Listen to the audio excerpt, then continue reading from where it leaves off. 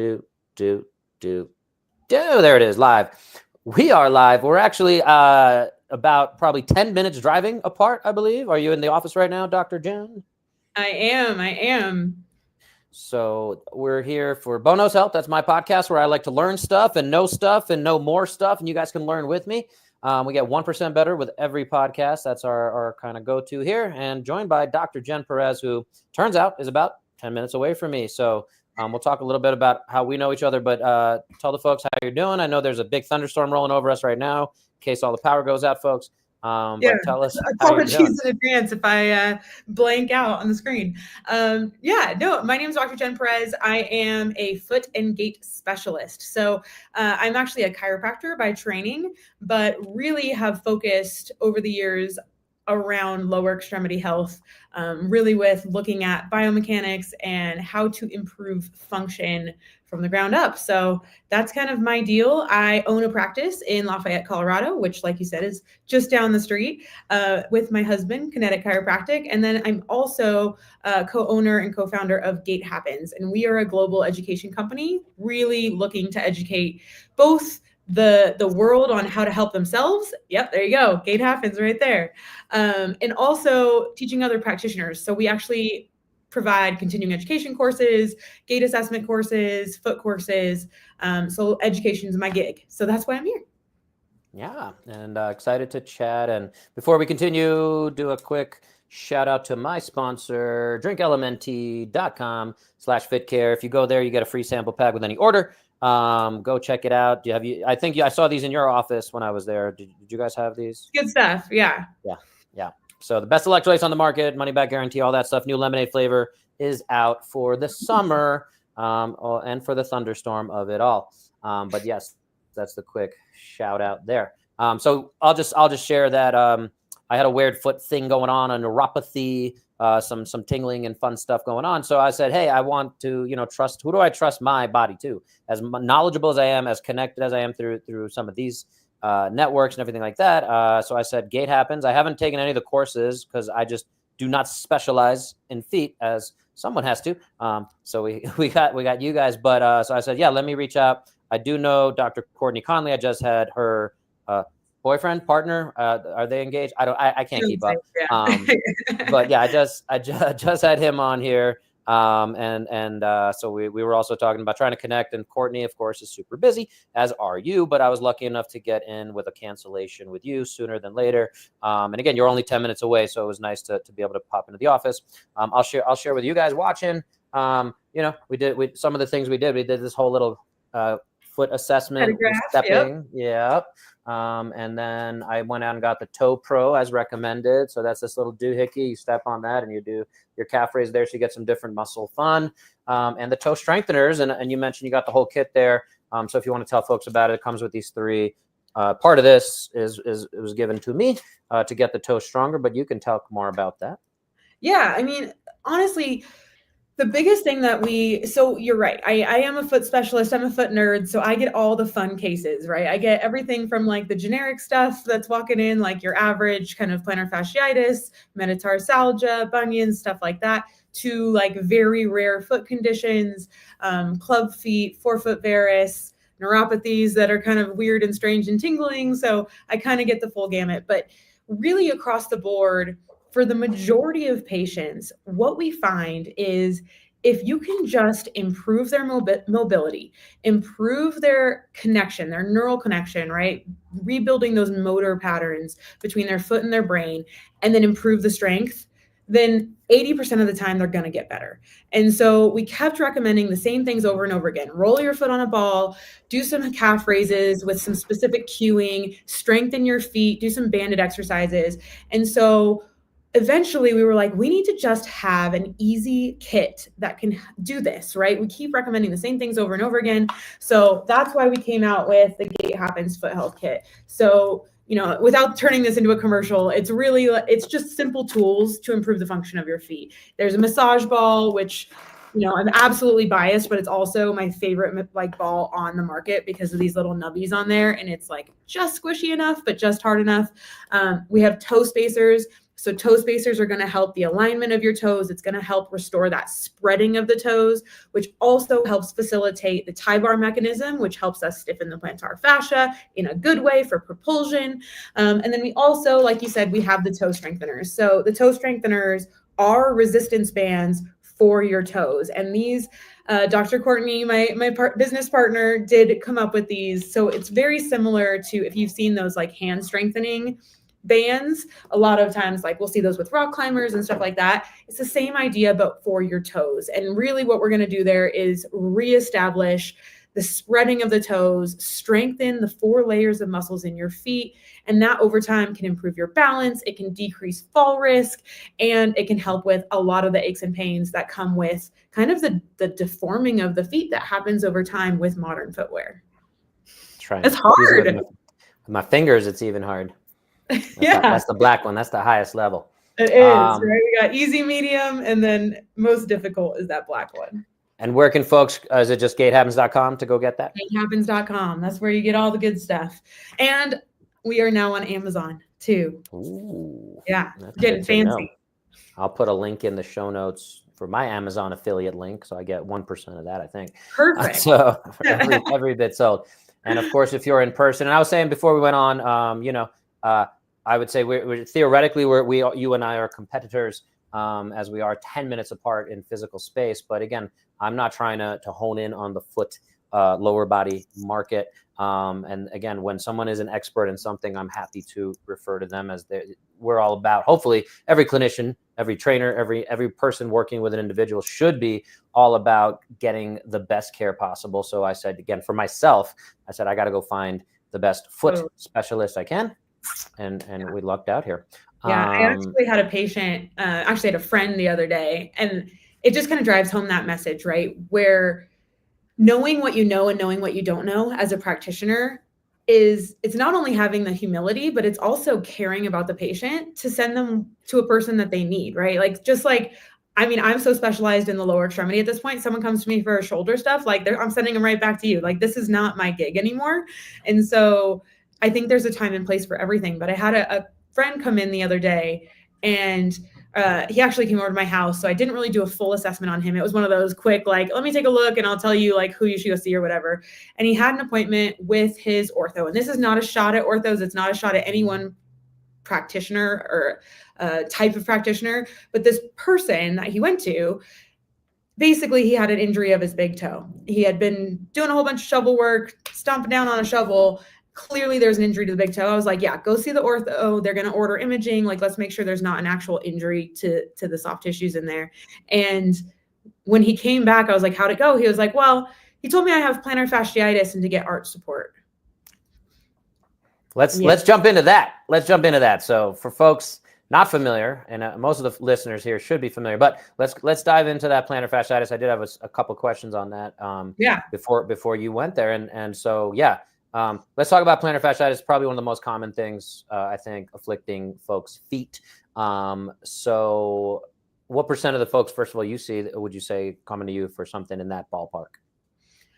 Something in that ballpark, probably 10%, which is a big percent because I see a lot of different diagnoses. But I mean, so the first thing we have to do when we talk about plantar fasciitis is really hone in on our terminology, especially for those health pros out there. So when we call something an itis, right, that has an inflammatory background to it. So we're saying that there's an inflammatory response happening. So oftentimes, there's a lot of controversy over actual plantar fascia pain and really what is causing it. So for a long time, they called it plantar fasciitis. Then they kind of switched to plantar fasciosis, talking more about this degeneration over time. Really, at this point, we're kind of going with plantar fasciopathy, saying that there's something wrong with it, this kind of umbrella term, but we may not understand cellularly really what it is. But I like to talk about plantar fascia pain in terms of load, because I think one of the things that gets overlooked in many cases of plantar fascia pain, which, let me back up for a second. Most plantar fascia pain presents with pain under the heel. It can wrap around the back of the heel. It can be under the foot, into the arch. Usually it's going to present after a time where someone's been sedentary. So if they've had a whole bunch of activity and then they sit down for a long time and then they go to stand back up, or first thing in the morning after they've been laying down all day or laying down all night, that's really what presents as plantar fascia pain. And the cause, I like to look at load. So number one, was there an increase in load? A lot of times people are coming to me saying, I was fine. And then I had this trip to Europe where all of a sudden I was walking 15,000 steps. And it's like, okay, well, you went from 5,000 steps on average to 10 days straight of 15,000 steps. So we increased the demand on those tissues without building any resilience in them first, right? So it's really, truly an injury. Another case is degenerative over time, and that's where we have to look at load sharing. So flexor digitorum brevis is the muscle that's underneath the toe or underneath the foot, right? So it lives right here and inserts proximally on the digits, and it presses the toes down flat into the ground. Now, flexor digitorum brevis is best friends with the plantar fascia. They load share. So anytime we go to push off, the amount of tension under the foot is shared between the plantar fascia and FDB. Well, if FDB isn't strong enough to contribute, then the majority of that load is going to go through the plantar fascia. And that's where we can see the plantar fascia start to thicken over time in response to that excess load. So the majority of times when I have someone coming in with plantar fascia pain, I'm not only looking at load as far as quantity of steps, amount of activity, intensity of activity, but I'm also looking at what are our neighbors doing? What's flexor digitorum brevis doing? And that's where I'm going to pull out my super nerdy tools like my toe dynamometer and really measure what is the strength of the foot. Yeah, I love it. And yeah, she did that to me, and she told me my toes were weak. I did not have plantar fasciitis. You and 90% of the population, right? So this is the nice thing about being here. So here's the toe dynamometer, right? And this is a tool that we can use to actually measure essentially our grip strength with our toes. And we're looking for 10% of body weight out of the big toe, out of FHL, and about 7% of body weight out of the outer toes. And those are just a reference range, but it's a good starting point of, can we engage those muscles? Do we have that neural connection to even press the toes down? And then if we do, what's our capacity there? And does it match up with our body weight, like the amount of weight that we're carrying, and then also with our activity? Because I may be looking for those numbers out of the average American, but I also have professional ultra runners that come through my doors, and I'm doubling those numbers. Yeah. And it's definitely humbling. And so before someone gets an injury, that's another big piece of what I'm always talking about, looking at movement vital signs. So those numbers Dr. Jen just put out there, again, it's a little tricky to get that little device. And for anyone on audio only, if you want to jump over to any of our video formats, probably YouTube, to see what she's talking about if you want to get the visual. But for basic vital signs of how healthy is your foot, outside of someone having the dynamometer, is there anything else you can tell folks right now they can just do as a test to see how strong either their toes are, or anything you can give folks for basic maintenance of foot health? Yeah, this is a great question. So one of my favorite tests is just single leg balance, right? Like, what is our actual capacity to balance on one foot? Because walking is 40% single limb support, running is 100% single limb support. So if we can't balance for 30 seconds on each foot, then there's a problem in itself. And that's where we need to look. Is it vestibular? Is it proprioceptive? Is it muscular? There's lots that we can kind of unpack there. But from a strength perspective, specifically looking at the toes, you can do that same test with a business card, and it'll give you generic information. So kind of describing it for everybody, if you're testing yourself, you're going to kneel down so that your foot is flat on the ground, and then you're going to put a business card just under your big toe. And all you're going to do is keep your whole foot on the ground, heel down, forefoot down, and press that big toe down into that card while you try to pull it out. And essentially, it's kind of a game of tug of war, and you're trying to press your big toe down hard enough that you can't pull the card out. And so using a business card, it's not going to give you, the numeric data that a dynamometer is, but it can give you a general idea. do you have enough strength to even add resistance at all? And then you can also compare, your big toe should be stronger than your outer toes. And oftentimes we find that kind of reversed if people are outer toe dominant and they're not really using their big toe the way they should be. Or you can also compare from side to side, right? If you're only having pain on one side, is that side not as strong as the other side? So there's lots of data that you can pull from that, even without the numbers. Yeah. And as far as the single leg balance, I imagine getting more data points is going to be more beneficial. You're talking about a runner.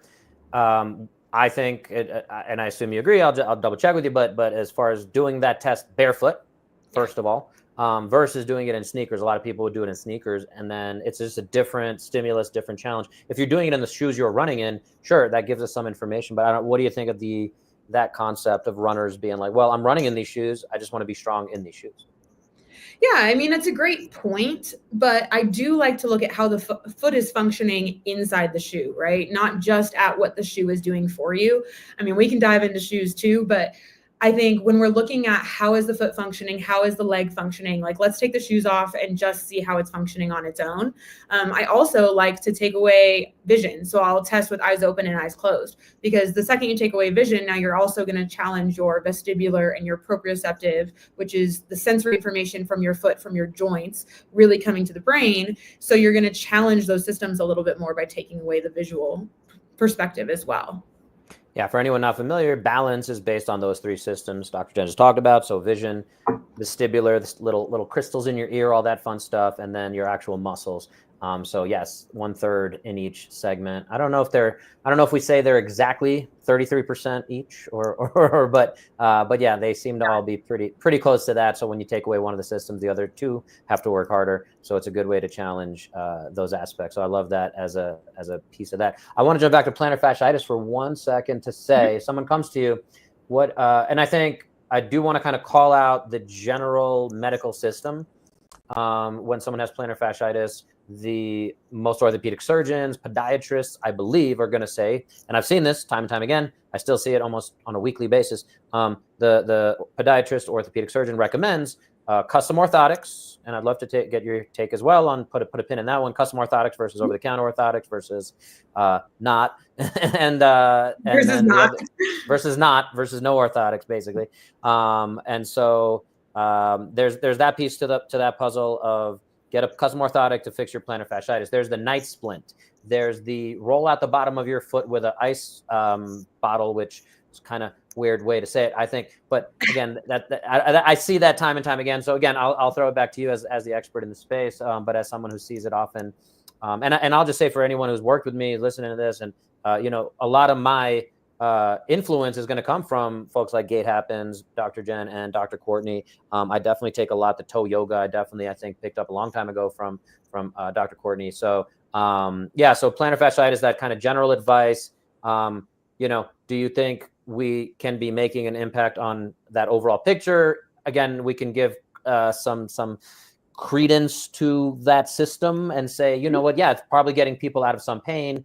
Same thing. I have foot pain, switch to the big cushiony Hokas. I was listening to one of your other podcasts recently. I believe it was Peak Performance, where you're talking about, cushion is a thing, and there's some benefit to that. But it's. I'll throw it back to you on.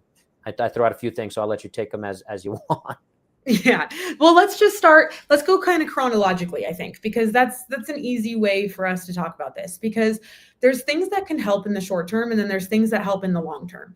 And part of the reason that plantar fasciitis or plantar fasciopathy really is difficult to treat, and why it's so scary for a lot of people, and especially a lot of runners, I think, is because it's known to come back and last a really long time. So even when people get it to go away for a while, it ends up coming back. And that's where I want to talk short term, long term. So in the short term, there's absolutely things that you can do to help alleviate pain. One of those is using an arch support. So there has been research that shows that using an arch support can alleviate heel pain for a period of, I believe it was 6 to 8 weeks. Don't quote me on that, but it's definitely what I would call short term. And after that point, the benefit is no longer there. So going back to your question of, prefab orthotics, over-the-counter orthotics versus custom orthotics.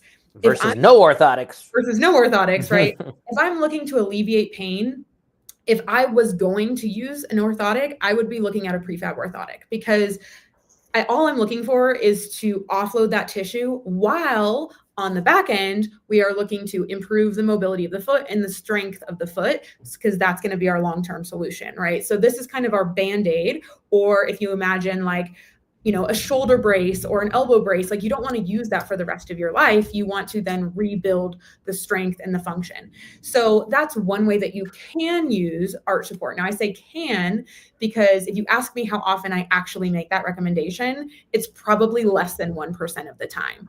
And it really comes down to how severe is the pain? Is it to the point where they can't even go grocery shopping or walk around their house? Like, if it's really that severe, we need to throw everything we can at it to get them to be able to live their life and do what they need to do while we're building up those other things. But for the majority of people, we can find other ways to give them relief while we're building up that function, that we may not even need to go down that road. So other options could be things like using kinesiology tape, or using shoes with a little bit more cushion for the short term. Again, anything we can do to offload, going back to that word load, because if you remember, plantar fasciopathy comes down to an overload on the plantar fascia. So it's all about how can we reduce the load on the plantar fascia in the short term.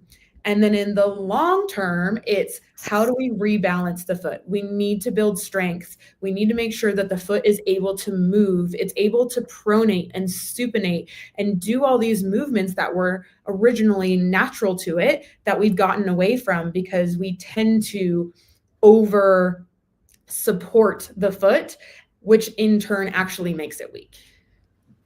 Yeah.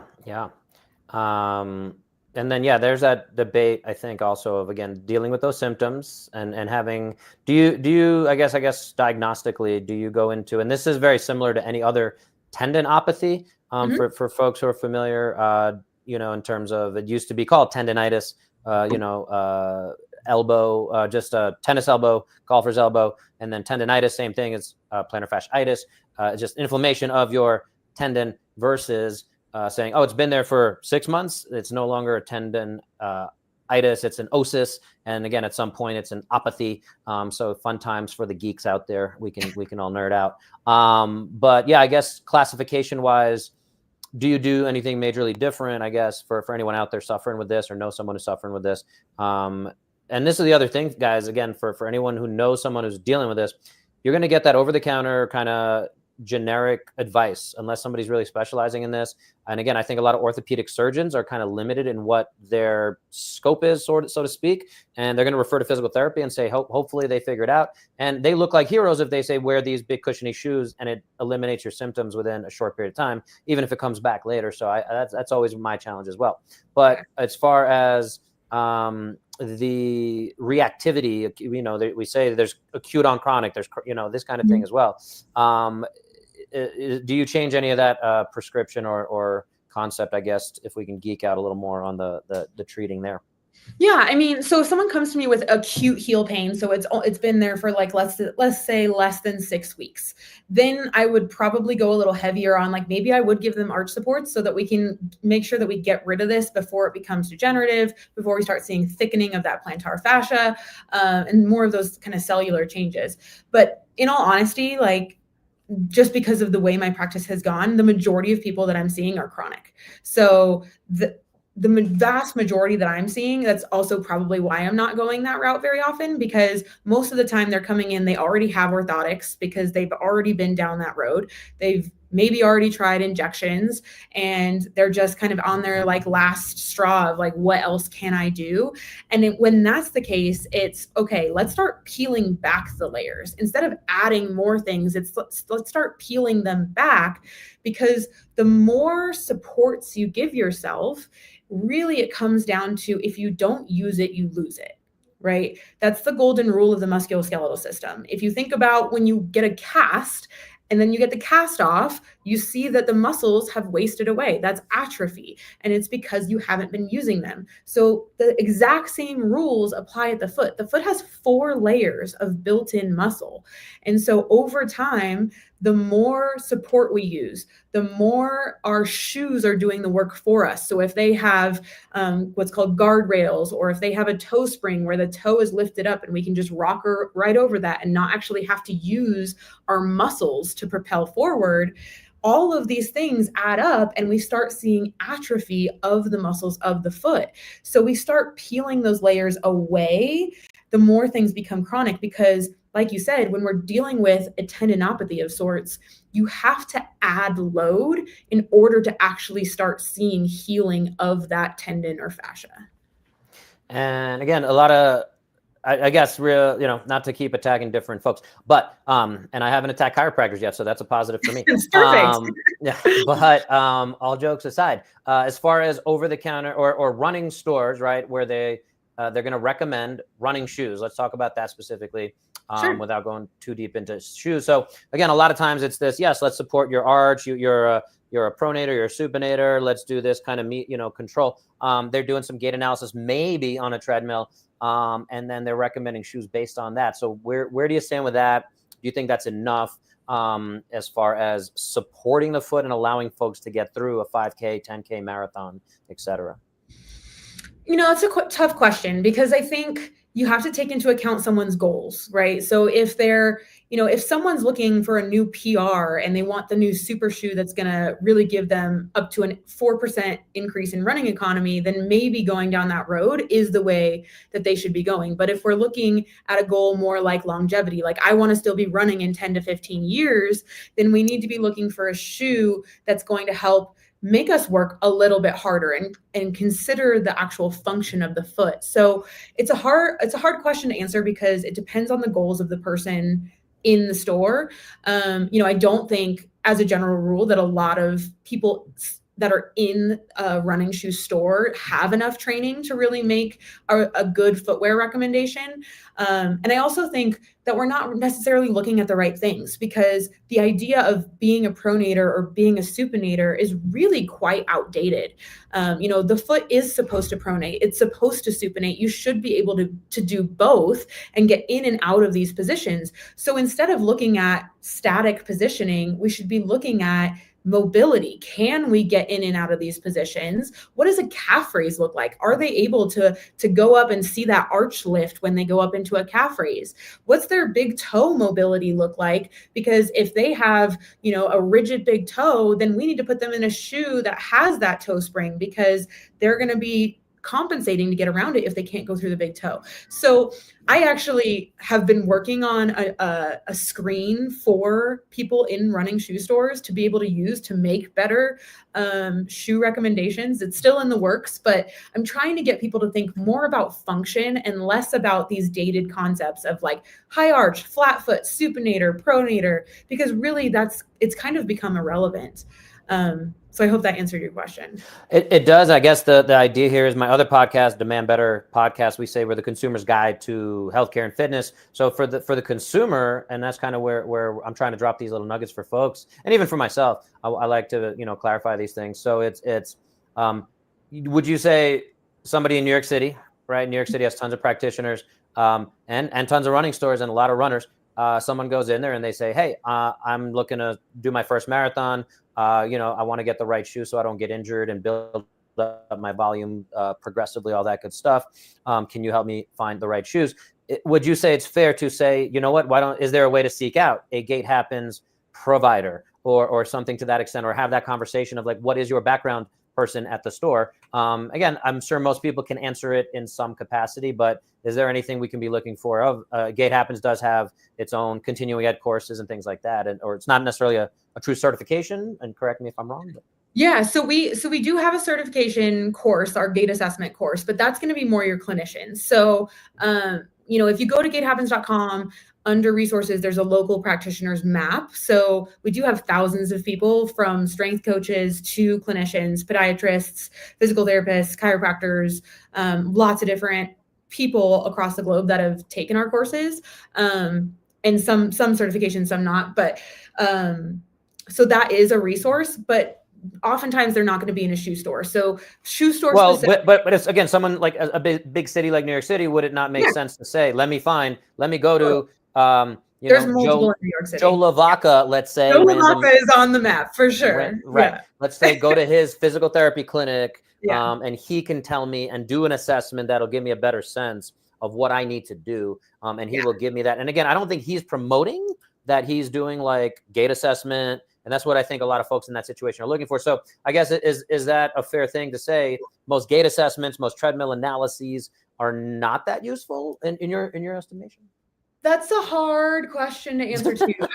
I mean, you're giving me all the hard stuff. So because gait analysis can mean so many different things. It can be somebody in a running. I'll just for some clarification, I think it's an important. I'll just defend my question to say I think that's what a lot of the consumer is looking for. You know what I mean? Yes. So that's what they're going to go for, and they might even go to a podiatrist or an orthopedic surgeon, and they're going to say, "Why don't you go get a gait analysis?" And again, like Superfeed or whatever. There's all these places that do some of these analyses, and I think that at the end of the day, it doesn't see like I think you alluded to it. They're not trained necessarily to do that the way that you would sit there as a much more educated person in the subject. And so I'm just trying to find where we can get that again, consumer to understand why gait, like it's a gait assessment. It cost me $400 or whatever, you know what I mean? And it's like, and I got a whole report that said my foot does this and this. And so I guess where's the disconnect, and how do we get better educated as consumers about feet? Totally. I mean, I think a starting point would be looking at a gait assessment or gait analysis by a practitioner. So like a physical therapist, physiotherapist, chiropractor, like somebody who has that doctor in front of their name, like I think is going to be of more value than a gait analysis at a running store. So that's like an easy kind of something to look for. Definitely, like I said, we have a certification. We do have that map. So if you're looking for somebody who's going to take that more functional approach, like we're trying to get the word out there for sure. I know Run DNA also has like a whole gait analysis system, and those guys are super smart. So like there's multiple systems out there that people can be trained in, but you're definitely going to get a better level of understanding from somebody who's a clinician versus somebody who's in a running store, because someone who's in a running store, unless they are a clinician, because sometimes that does happen, oftentimes they don't have a lot of education in the biomechanics in the background. And again, making a blanket statement, there's always going to be exceptions. There's always going to be that person out there that's like, this guy's actually legit. But like, as far as certifications and what to look for go, the higher the degree, the more they're gonna go in depth there, I think. And anyone who can hear the audio, I don't know if my mic picked it up, but it literally the lightning struck there, thunder boomed, and 5 seconds later, because like I said, we're about 10 minutes apart, I heard it out here. So I don't know if my mic picked that up, but I heard it on your end, and so that's pretty funny. Anyway, not to totally change the topic, but okay, we can move on, and we'll make you call out any providers or professions or anything there. I also just took Chris Johnson's running course called Clinical Running Essentials. I think Chris Johnson's one of the top dudes. He's another great resource. Montana Running Club, they're a great resource as well. There's lots of really great information out there. Anything from Jay to Cherry. He's an awesome running researcher as well. So lots of good running research that's out there that you can find. Yeah, the other thing I'll ask you about is, again, foot health. I think we're a little away from folks. I mean, I guess there's still people wearing high heels. Maybe I'm just more away from that moving to Colorado here. New York City, there were definitely a lot more high heel situations, things like that, and dress shoes, just corporate America type stuff. But as far as what we're doing throughout our lives, again, we mentioned some of the testing you can do. You can do a dynamometer type thing, or a pseudo dynamometer with the business card. You can do the single leg balance. I also really like to look at folks' squat patterns and see if those big toes are lifting off, if we're doing it barefoot, and that's a sign that they're not connecting their whole foot through the ground, all that kind of stuff. But yeah, anything else you think folks should know if they're starting to see that like deformity, the hallux kind of, that ends up becoming a bunionectomy? And again, it seems like a lot of women, probably because of shoe wear over time, are dealing with this kind of stuff. Any kind of, again, big picture concepts that you can say, looking out for A, B, or even kind of callousing as things get more calloused, is that something problematic or something worth checking out and paying? Again, I don't know if you want to share your prices here, but paying to go see an expert on the foot to say what's going on, how often should I get that check? Should I get it every 5 years? Should I get it every 10 years under a certain age? And then maybe as you get older, you can really, get some homework and things like that and walk away. And I'll just say one more time, just to as I left, I think I left you guys a Google review, and just to say I had this, one of the most thorough like reports after about, I think we spent about 90 minutes together, you doing a bunch of assessments on my feet, and you gave me a very detailed report. And like any medical provider, I'm a terrible patient, so I have not done all of the things. But I bought the things. So, and I went and got the things, but I did not do all the homework, but my foot's feeling better. But anyway, any advice you can give to folks, again, just thinking about what stage of their feet health they're at. I think, again, that conversation, just people not understanding, same as a car, like if the light comes on on your car, they're like, okay, maybe I should go take this somewhere, or at some point when I hear noise or smoke in the car. But same thing with the feet.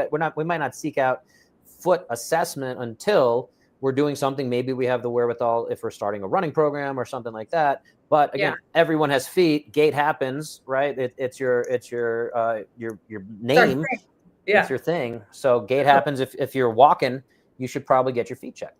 That's my thought. Yeah, I mean, and I think the cool thing, I think feet are cool. I didn't used to, by the way, but now I do.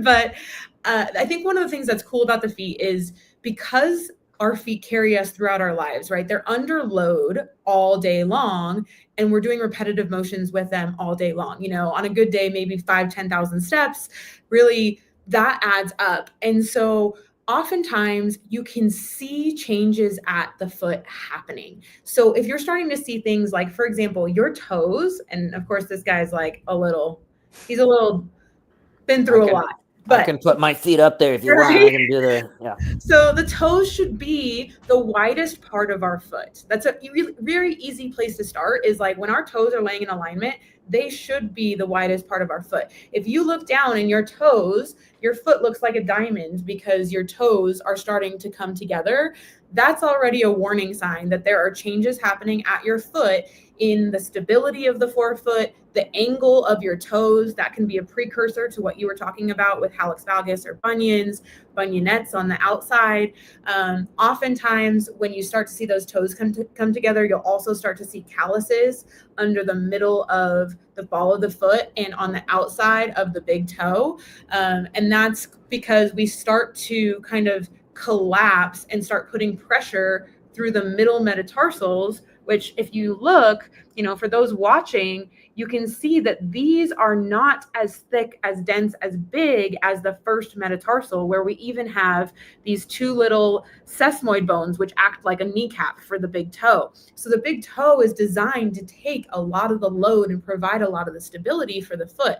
So when you start to see those calluses under the middle metatarsal heads, or see those calluses getting really deep along that side of the big toe, or even by the side of the ball of the big toe, those are oftentimes indicators that there might be some instability at the forefoot. Also, the toes should be laying flat on the ground. If you're starting to see the toes curling and lifting up, that can be an indicator that hammer toes are coming, because again, there's an imbalance between the toe flexor muscles. So all of these things where you start to see like, oh, my toes are starting to rotate and twist toward the side, or my big toe is starting to angle towards the other toes. These are all precursors that I would call that, that light that comes on in the car. So it's like, hey, let's go get this checked out. Let's go make sure that my feet are strong, that they're mobile, that I'm able to move them the way that I should be. And then you can be more preventative versus waiting until things become painful. Love it. One other very common, I guess, diagnosis or something that people get told, and I feel like this is still a myth, so I'll throw it back to you, of flat feet. Someone's told they have flat feet. A lot of times it's like, yeah, you can throw an arch support in there, and that's all you can do. You know what I mean? Like you lost the genetic lottery. Sorry. So yeah, again, I have my opinions on it, but again, we'll ask the expert here. So flat feet. What do you think of folks getting told, best of luck to you with your flat feet? I feel like saying sorry you have like flat feet is like saying sorry you're short. Like it's just like there's some people that have a lower arch profile and that is the way they are built, and there's some people that have a higher arch profile and that is the way they are built, and they may be better at certain things, but it all comes back to function. So with someone with a lower arch profile or that flatter foot type, number one, flat foot gets used as a blanket term for different things too. So there can be a true flat foot where someone's foot, when you look at it, is stacked. So their ankle is stacked like upright on top of their foot, but their foot is just flat to the ground. That is what I would call a true flat foot, but that's not a bad thing. It's just the shape of their foot. As long as when they go to push off, you see that arch lift up, because that's the recoil of the muscles and tissues under the foot that propel us forward, then it's strong enough to do its job, and it's great. I mean, a lot of sprinters have very flat feet. A lot of martial artists have very flat feet. So there's a lot of good things about it because it's mobile and it's adaptable to different surfaces, but as long as it's strong. And then on the flip side of that, if someone has a higher arch profile, so it can be called like a pes cavus foot or a higher arch type, right? They're really good at springiness. A lot of my endurance athletes have higher arch profiles, but the one thing I want to make sure of is, can they pronate? Do they have the ability to unlock the foot? Because we want to make sure that they can actually spread and lower the foot to help with shock absorption. Because when the foot hits the ground hits us. So we need to be able to absorb that shock, or we can oftentimes see it travel up into things like shin splints, knee pain, and kind of traveling up, even sometimes metatarsal fractures, stress fractures at the foot. So just because you have one foot type doesn't mean you're destined to have injury. It just means we want to make sure that you're both mobile and strong, no matter what your foot looks like. So I'm going to summarize that for the layperson out there paying attention is no matter what you're told, get yourself stronger. And that's a running theme, it seems, of every different diagnosis we've talked about so far. And I very much agree with that concept. You mentioned bone stress injuries. I will one more time shout out Chris Johnson's course. I think he really pounds the table for the fact that a lot of people, and he admits throughout his career, probably missed a lot of bone stress injuries. And it's a hard thing to see clinically. So yeah, really one of the best resources I've seen. And he was posting a lot of this stuff on social media. And so not to take away from your foot expertise. One of the best things I learned from Chris Johnson about bone stress injuries was, we were talking about specifically about femoral, so the femur head bone stress injuries. And he was saying that oftentimes the pain comes with offloading. So, if you have somebody stand on one leg and it's not really that painful, but when they go to step onto the other side, when they're in the process of offloading that's when they have pain. Many times that's an indicator of bone stress injury. And that was one of the biggest aha moments that I had from Chris Johnson. Love it. I'm planning to share a few more. I'm going to revisit his course one more time. I went through all the videos pretty rapidly and absorbed all I could. But yeah, love that. I'll leave you with one more question of calling out the flip-flops. A big thing there is anything without a heel or a backing of the shoe or foot wear tends to throw off the windlass mechanism. If you want to dive into that one, but basically common thing that happens, like people go to Hawaii and they're wearing flip-flops for a week and they come back with some fun new symptoms in their feet. So yeah, anything about flip-flops? Do you think people should just take their flip-flops, throw them out? Even Crocs don't have proper foot support. I don't know where you feel on that. I've seen I think Courtney and Joe sharing Croc things back and forth. I don't know if it's an inside joke or what, but probably just their aesthetic there. So the number one thing, you got it right, is that we want to make sure that the foot is secure in whatever footwear we have. So having a heel strap on any kind of sandal is going to improve the function of your foot. And the reason for that is if you're wearing a flip-flop, so just the strap that kind of goes across the top and your foot's like shaking and it's loose in there, then when you're walking, you have to compensate to keep the sandal on. And there's kind of two main compensations. One is to grip the sandal to hold it on, and the other is to extend the toes up to hold it. And both of those can create a muscular imbalance. So like I said before, we want those toes to lay flat. We want to get equal activation of two muscles, flexor digitorum brevis, flexor digitorum longus, which are the two muscles that do this and do this, right? So pressing down flat, pressing down curling. And so when I'm gripping my sandal, you can see I'm using this muscle a lot more than I am this muscle.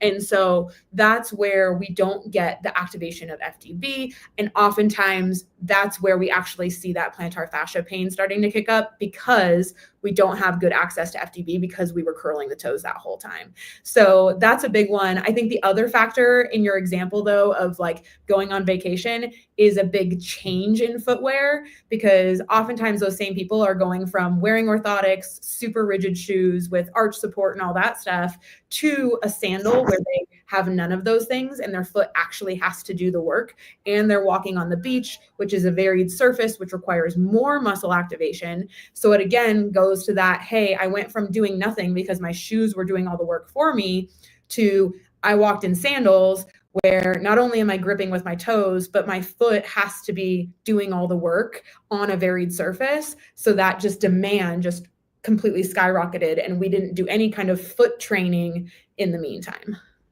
Yeah. I guess I'll ask one more question. I know I said I was done questions. If you have time, we'll keep taking advantage. Again, I feel like we can geek out for hours on this, and I love it. So I appreciate you being here again. So a little timely thing when people are watching this, if you're watching this in like 2027, it happens. Yeah. But this past weekend was Mother's Day. So happy belated Mother's Day to you. Thank you. And today is game 5 of the Knicks Celtics, and I'm a New Yorker, so I got to shout out the Knicks. But what happened in game 4? Jason Tatum tore his Achilles. One of the best players in the NBA, young guy in his prime, going to miss probably most of next season with that injury.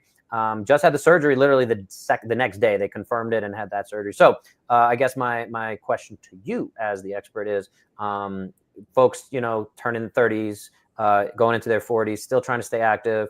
One of the most common ways I think it happens is folks are like, oh, I'm going to pick a basketball game that I haven't done in 10 years and try a little weird juke move and pop. And again, even an elite athlete like Jason Tatum, worth many millions of dollars, if not like $500 million, can pop his Achilles. Aaron Rodgers, we see it in the NFL a little bit more with age. So Achilles health, I'm super concerned about it. I'm 41 years old. I stay pretty active.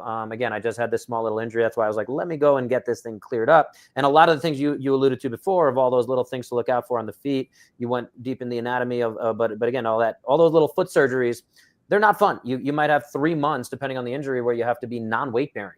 And that might impact your life in, many different ways.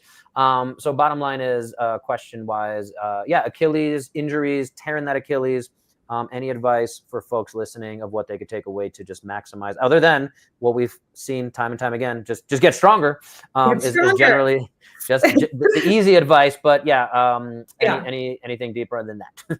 Yeah, great answer. So the answers are a great question. The answer is still going to be get stronger, but I'll go more specific for you.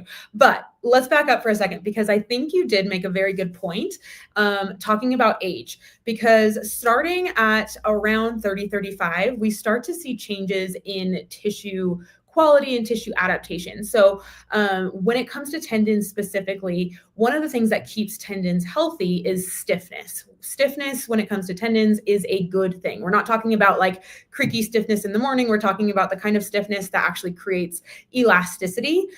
We want, especially the Achilles tendon, to act like a spring to help us spring forward. The Achilles tendon actually, I think it's like 12% more elastic than other tendons, because that is its main job, is propulsion. It's really cool. It has this helical structure and everything, but besides nerding out on it, but as we age, we start to decrease that stiffness. We start to lose that stiffness in the tendons. So it becomes more and more important to train the strength. And so by training the strength of the muscle, I really like isometrics, but you really want a well-rounded training plan. So you're looking at isometrics, concentrics, eccentrics, but by training the muscle to be very strong, and I'm going to give you specifics in a second, that's how you can continue to increase stiffness in that tendon. Now, the calf muscle, I think, is very undertrained. A lot of times people are like, oh, I did, 10 calf raises, so I'm good to go. Well, that's not necessarily true, because the gold standard, and Peter Melliaris, I'm butchering his name, but he's an Australian researcher that specifically looks at tendon health. He does a really great job. He specifically looked at Achilles tendon, and the gold standard for tendon health is to be able to do a seated calf raise at single leg, 1.5 times your body weight for 6 reps.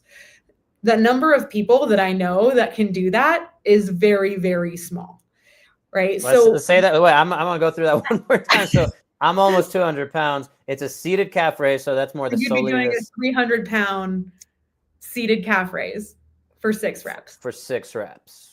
And again, full range of motion. We're not going to shirk the reps there, but yeah, okay. Right? I don't think I can do that. When I say we're underloading, this is what I'm talking about, right? So, when you do a standing calf raise, you have body weight there, so you have that to your advantage. You can grab a weight and hold, up to half of your body weight doing a standing calf raise.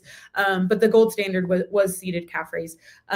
So just really not just saying let's strengthen it, but really adding a significant amount of load to that tendon. I want to geek out a little more. I don't know if you have the exact study, but yeah. As far as that, so if you can do that, that was indicative of what? It was just the gold standard for the gold standard. Yeah, capacity out of the calf and the Achilles tendon. So it's kind of like saying a 41-year-old should be able to run a 6.5-minute mile. If you can run faster than that, great. If you're slower than that, not so great. Maybe get your cardio up. Exactly. Yeah. Okay. And then similarly, there's also a chart out there, and I forget the study that it's from, but the running physio made a good graphic out of it. And it looks at single leg calf raises and the amount of single leg calf raises you should be able to do at a 60 beats per minute tempo based on generation of life. So based on 20s, 30s, 40s, 50s, 60s, looking at how many single leg calf raises you should be able to do. And I believe for my age, my number was 32 in a row.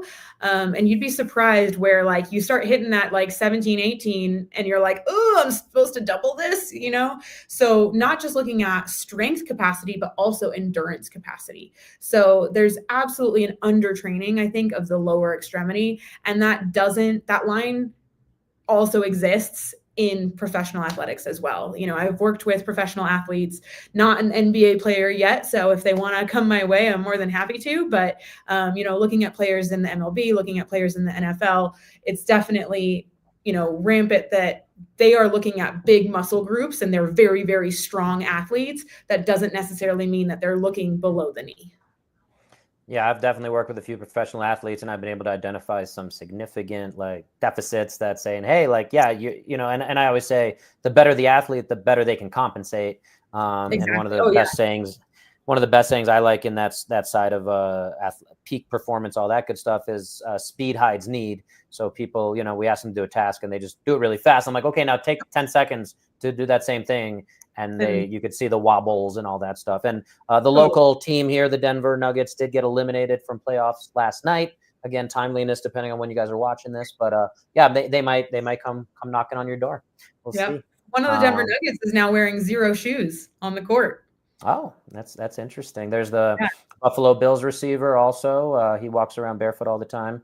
Mm-hmm. I forgot his name, but he's got the big funky hair, and I think he said he would love to play if he could without shoes. But you obviously need some. There's a few NBA players and a few WNBA players now that have a 0 shoes, which is a minimalist shoe on the court. And I saw one of the quotes from one of them that was like, "I couldn't sprain my ankle in these if I tried," and it's just so true because you're so grounded, there's nowhere for you to topple over. And then also your foot can actually splay. So you have that wider base of support. I don't know if I would agree with that. If I wore those shoes, I feel like I could definitely sprain my ankle pretty easily with that. But is it 0 drop or is it 0 support? Both. So 0 Shoes is a brand. So it's XERO. Oh. Yeah. They're the local. They're actually, local here. I met the owner. Stephen Sashin. Yep.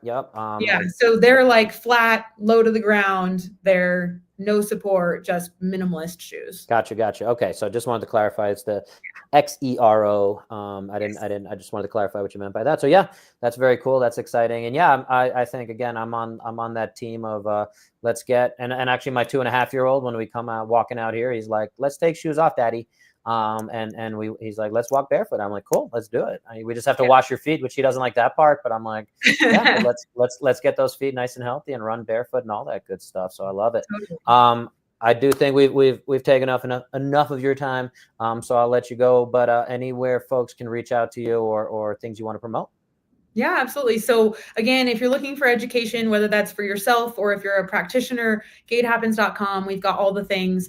If you're looking for simple tools, we've got toe spacers, we've got the foot health kits, and all of that comes with video of how to use them. So, we started with education and we bring that through to our products too, so that you know exactly what you're doing and how to use them.